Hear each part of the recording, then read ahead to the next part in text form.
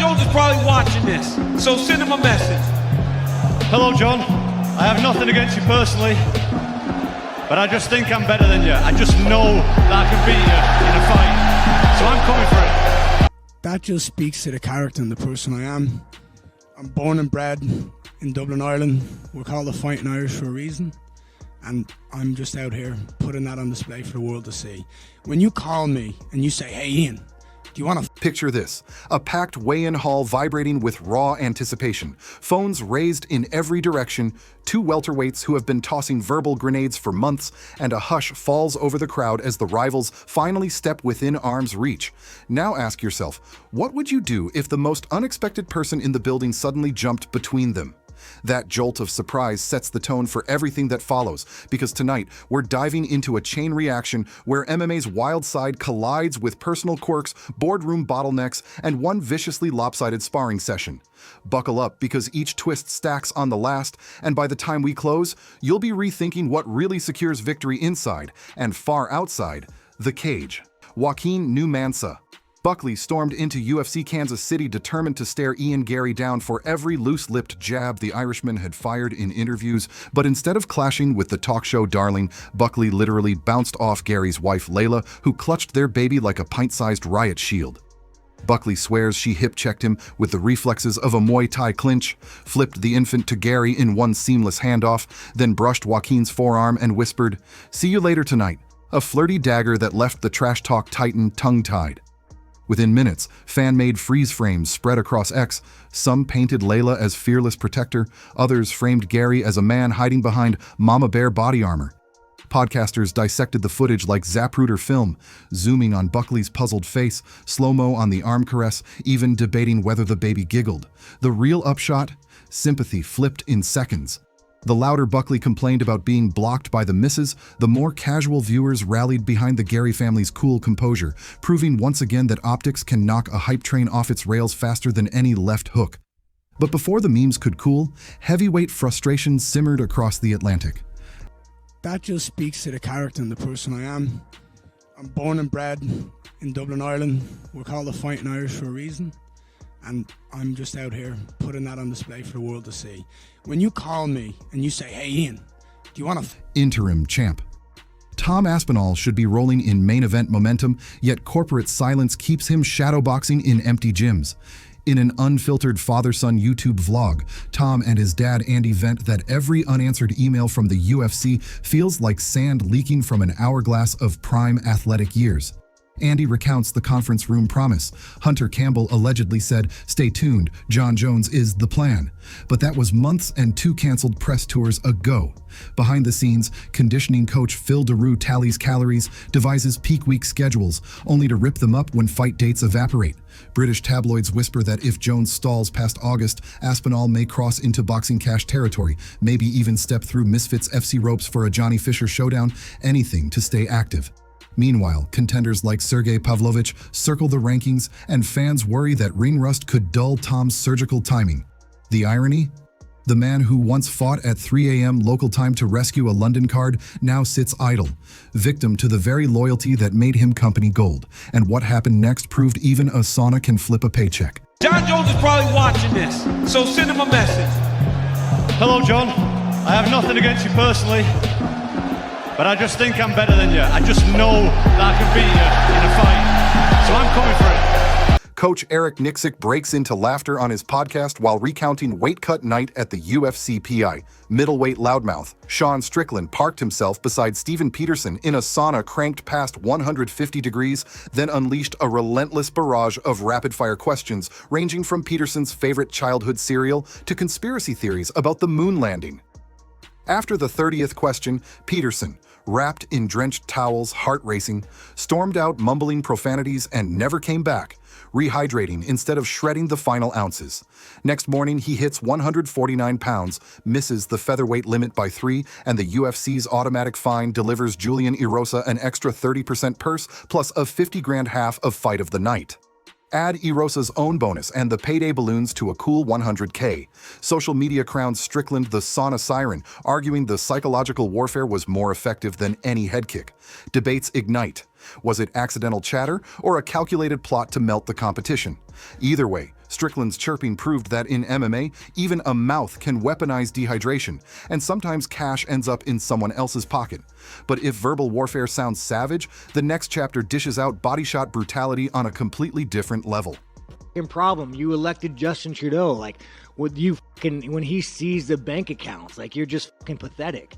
And the fact that you have no fucking backbone, and has he shut down your fucking country and seized bank accounts? Reigning bantamweight king Sean Sugar. O'Malley drops a vlog titled Friendly Spar, yet within 30 seconds the tone is anything but friendly. Professional poker savant Frankie C., used to bluffing million-dollar pots under fluorescent casino lights, laces up 16-ounce gloves for a light round, only to discover Sugar's jab is a tracking laser. O'Malley angles off like a matador, snaps a lead hand that reddens Frankie's nose, then starts ripping left hooks to the ribs that echo through the gym. Coaches yell, "Hands up!" but fatigue and panic creep in. Frankie keeps pawing at ghosts, while Sean threads punches through microscopic gaps. Mid-round, O'Malley whispers, "Defend yourself," before a liver shot folds the gambler like a busted flush. Viewers freeze frame the moment Frankie's eyes glaze, speculating how many crypto chips he'd trade for a single mouthguard tweak. Critics cry bullying, supporters hail O'Malley's precision, and analysts remind us this is what world-class timing versus hobbyist reflexes looks like. A week later, Frankie appears on a podcast nursing bruises yet grinning, admitting the champion's feints felt like reading Queen's Full House versus Aces on the River. And while Frankie nurses pride, another fighter lands a knockout that leaves even champions speechless. In front of a roaring T-Mobile Center crowd, Randy Rude Boy Brown unleashes a masterclass in range manipulation. He flicks teep kicks to measure distance, uses a pawing lead hand to blind Nicholas Dalby, then feints low and detonates a right cross that detonates on the Dane's temple. Time dilates. Dalby stiffens, collapses backward, limbs locked like a toppled statue at 1:39 of round 2, the first stoppage loss in the veteran's 33-fight career. Simultaneously, Israel Adesanya live streams at home, leans so far back his chair nearly tips, spills a splash of bourbon and yells "Boombaclot" in patent Kiwi-Jamaican shock. Within hours, slow-motion replays flood Instagram, highlighting Brown's 9-inch reach advantage, the subtle weight shift on his rear foot, and the angle change that sent the punch slicing past Dalby's guard. Comment sections elevate Brown from perennial gatekeeper to dark horse welterweight threat, while stats nerds note his strike accuracy has jumped 12% since linking with coach Santino DeFranco. Yet, while highlight fans cheer, one welterweight is busy drafting an apology and lighting up critics. I typically don't go into fights thinking about having to prove anything, you know. The proof is in the pudding, you know what I mean? I've faced the test of fire, you know what I mean? And I've been in the game for how long, and, you know, I've fought the best of the best. After dropping a 5-round decision to Ian Garry, Brazilian sharpshooter Carlos Prates posts a respectful "I'll come back stronger" paragraph, but his mentions detonate with accusations that chain-smoking shrank his gas tank. Keyboard warriors dig up backstage photos of Prates puffing outside hotel lobbies, memeing Marlboro packs onto his fight shorts. One fan snarks, "Bro, cigarettes don't count as altitude training." Analyst Luke Thomas tweets clipboard statistics.